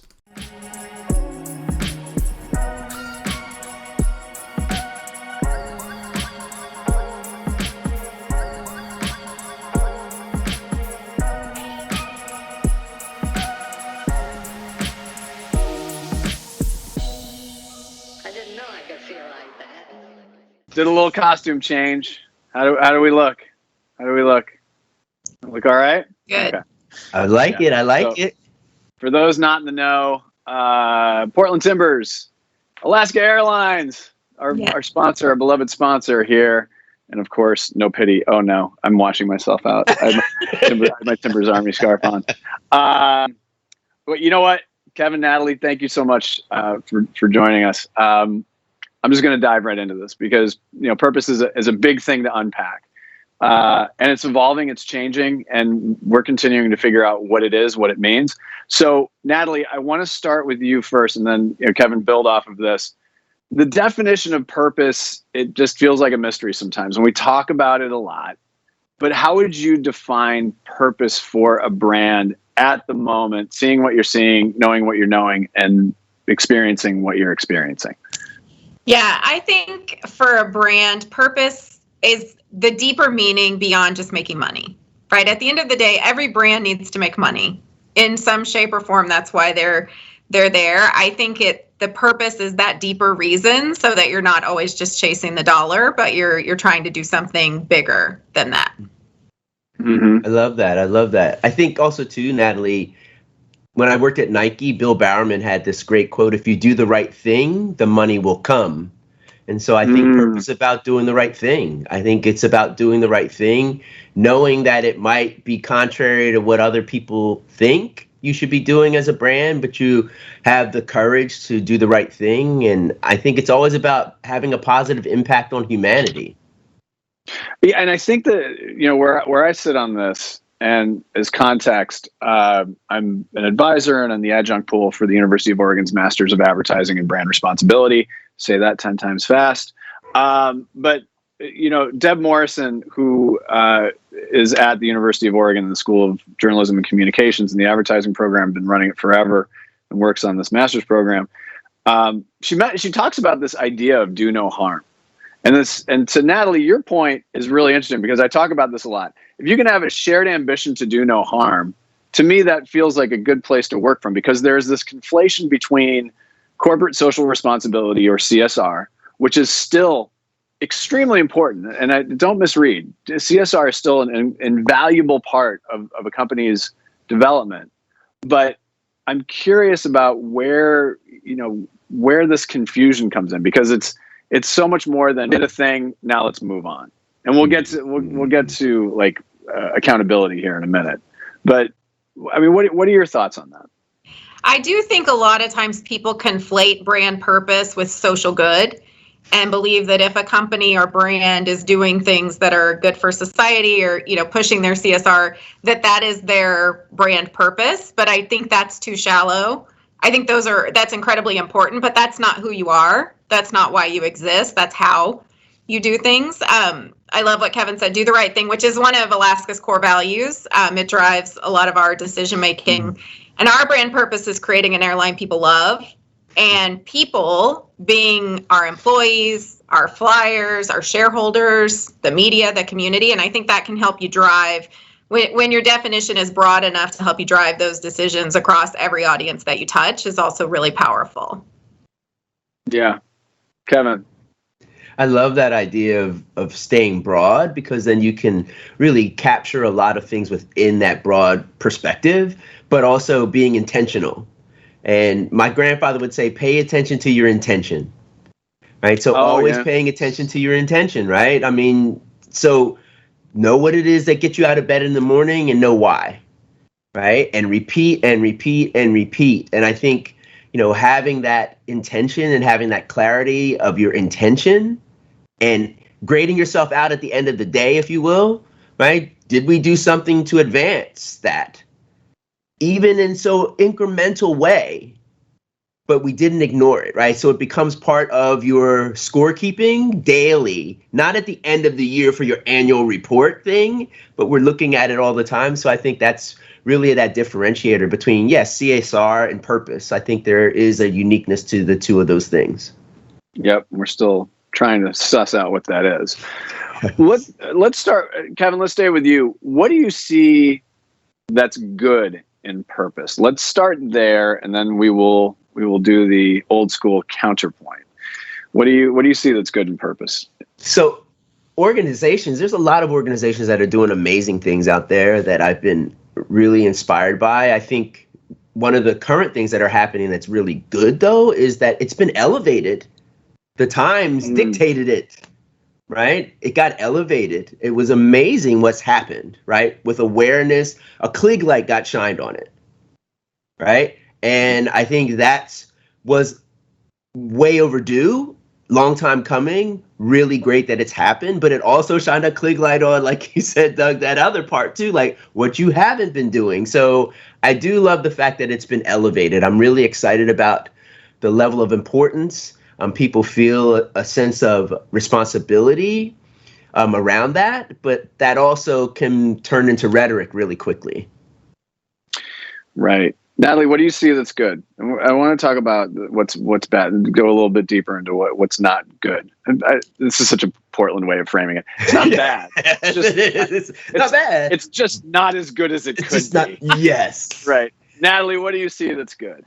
You know, I think what I love to see with brands recently, and it's hard to tell if this is driven by the brand or the audience expecting more, but there is this general acceptance of everyone, whether it's body positivity or increasing commitments to diversity, this huge push to make what your brand stands for relevant to more people, but in a way that is still deeply meaningful. And you see it in the smaller brands. Like one brand I love, Big Bud Press, which is an apparel brand out of LA. They completely live their values with size inclusivity, age inclusivity. They make everything in LA. So, you know, the work-life balance of their employees is important. And you just feel it through everything that you see about the brand. And I think that's what brands should aspire to, whether they're, you know, multinational corporations, billion-dollar corporations, there's still the possibility to have that deeper connection. Mm-hmm. That takes courage, though.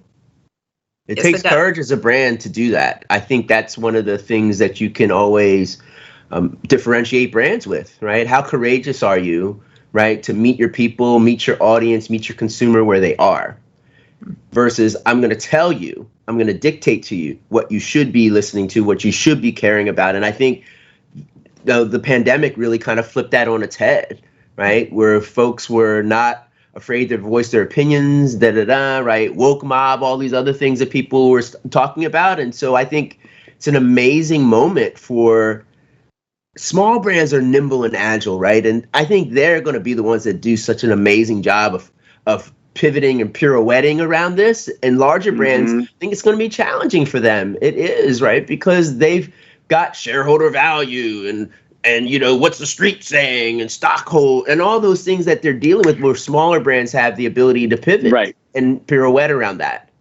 And you bring up a really interesting point. So what I've been talking to students about and talking to other people about is we are in an age right now. So Robert Reich, who former labor secretary, teaches at Cal, several years ago was talking about this idea of like stakeholder primacy, right? So shareholder primacy really started in the 80s. Back in the 50s, the purpose of a company was to make money, but also to be a good citizen and to be a good community member.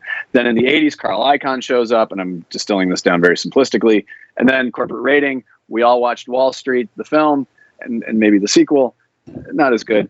But the idea is that shareholder primacy has been pressing down on the C-suite for such a long time. Now we have stakeholders pressing up. So now in the suite, there is this pressure, downward pressure from investors, upward pressure from stakeholders, but it's not necessarily a bad thing.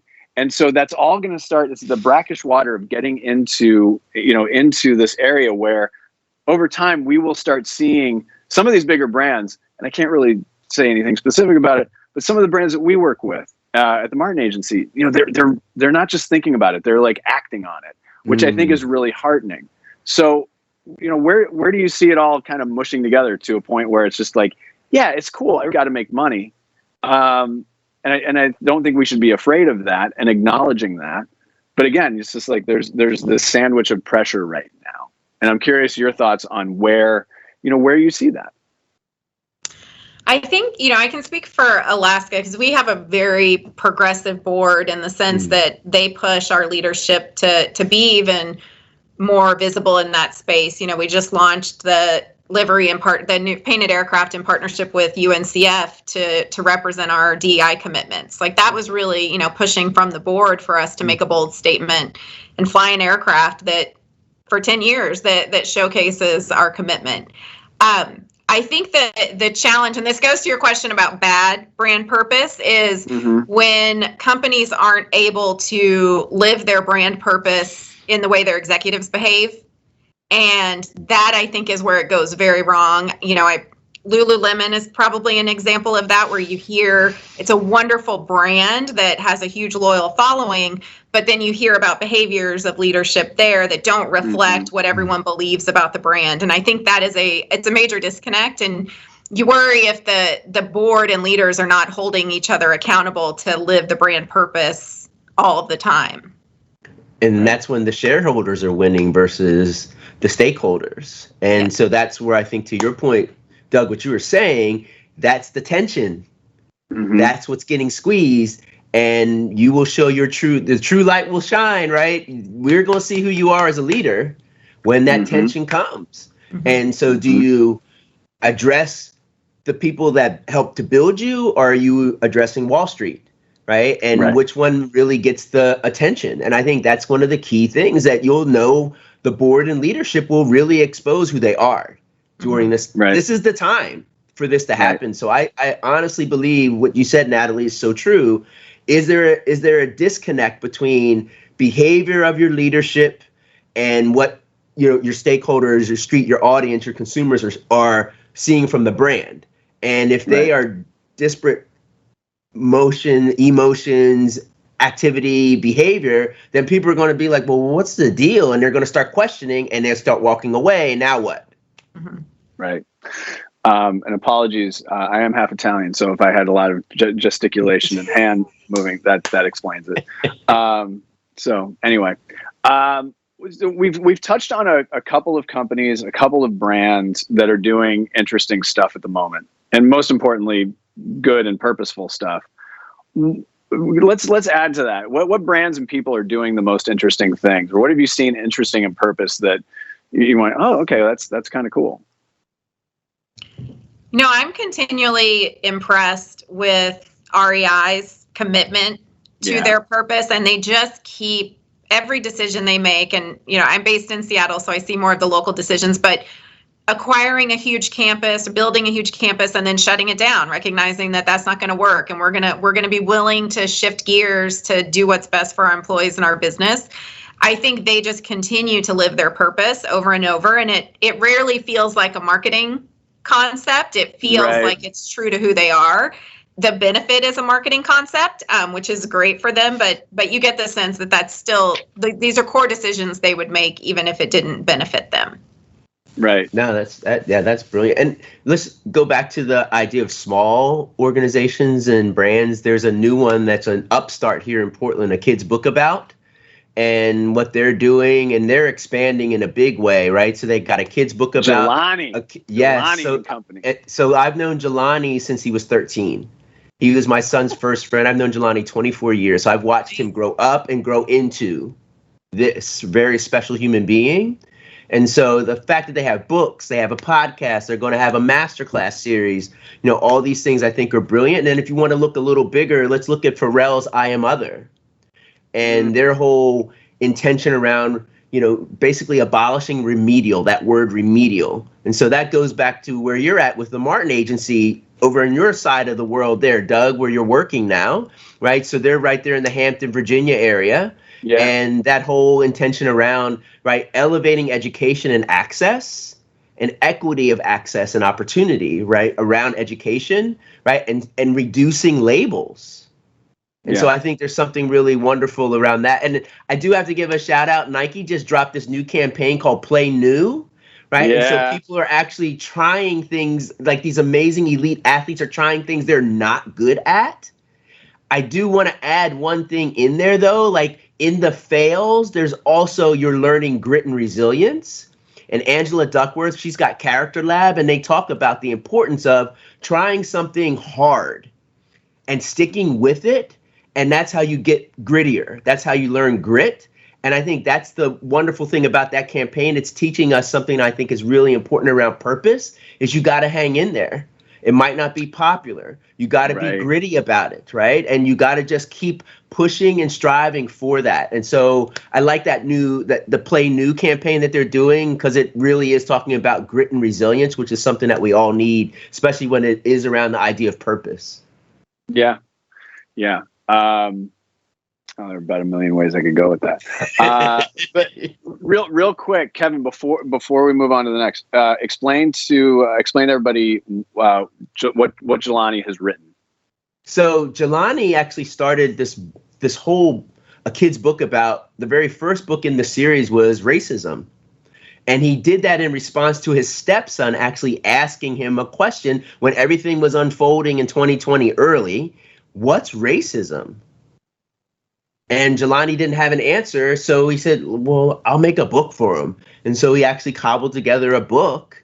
And this was actually just before everything happened in March. And next thing you know, this is in 2019 when he's launching this. A year before, he launches it officially October of 2019 with 6 books. They now have well over 40 books, a podcast, working on masterclasses, and some of the topics are amazing. These are really important topics that kids want to talk to the adults in their lives with. Anxiety, depression, God, belonging, creativity, money, right? Empathy, gratitude. That's just to name a few. Feminism, right? I mean, there's just so many. And kids, as Jelani says, kids are ready to have these conversations. It's the adults who struggle. Right. So here's a tool.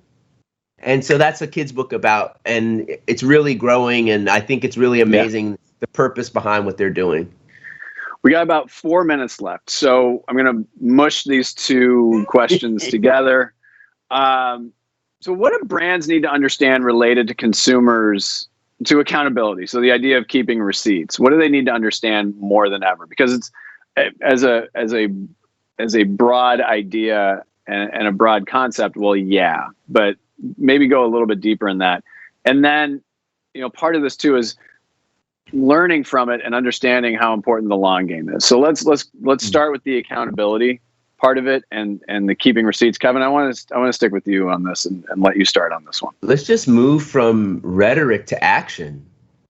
Just the words. I'm over it. Like, show me what you're doing, right? Let's see some real defined things you're doing, right? So I just think we need to move from words to action. Don't talk about it, be about it, right? There's lots of talkers and very few doers, right? So for a brand, which one are you? Natalie? Yeah, I think having a combination of your bigger, broader strategic vision, something that lays out what you're committed to for the long term, whether it's 5-10 years, but then always having meaningful, real tactics that are happening on a regular basis so people see real action that they can touch, because I think it's the long-term strategy that becomes unbelievable because people just can't grasp it. They don't think about what's going to happen in 10 years, but if they're just constantly seeing your brand do something that makes them nod. Kevin, earlier you had said something when I smiled. at something you said. You said it was like a mental tickle.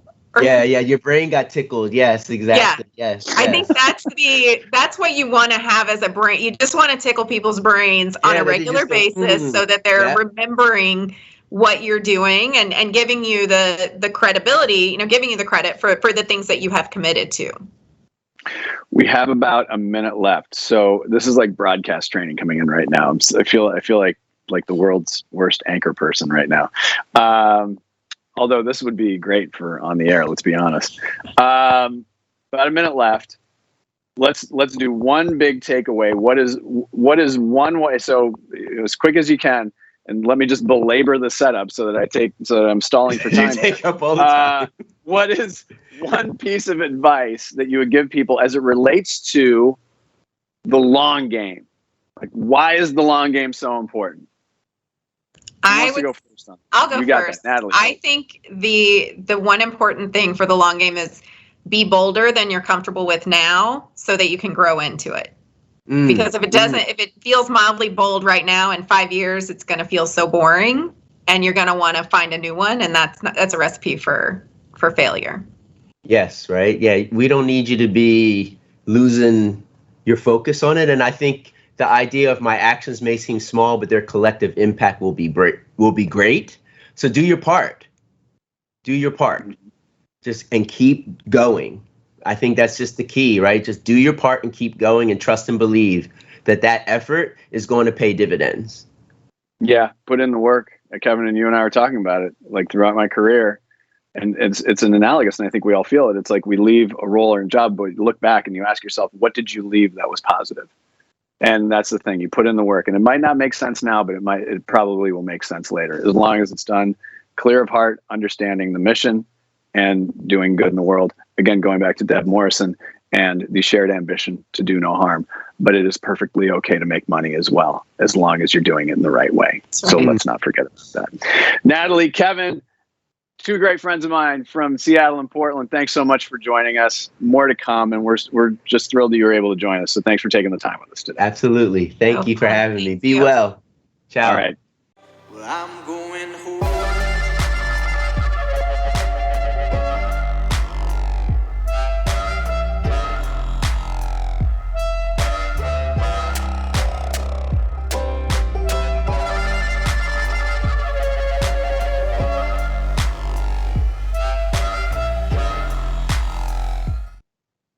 And that's going to wrap it up for us today. Thank you for joining us for Best of the West. I'm just going through all the scrolls right now. It seems like everybody had a good time and learned a lot today. We did too. And again, I want to thank all of our wonderful, wonderful members. So, of course, ThinkLA, sfBIG, Think Northwest, and LVIMA.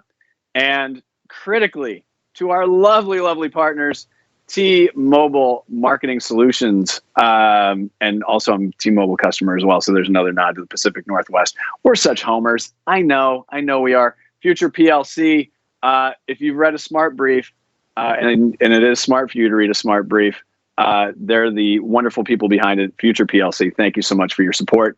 And as I said, there's going to be more to come with what we're doing out here in the West, and it's going to start with you. And so we're looking forward to getting your feedback from today's session. We're looking forward to seeing what you're going to do that's great, not just for the West, but for the rest of the world. On behalf of all of us here at the Best of the West, I am Doug Zanger. Thanks so much for joining us, and keep on doing some good.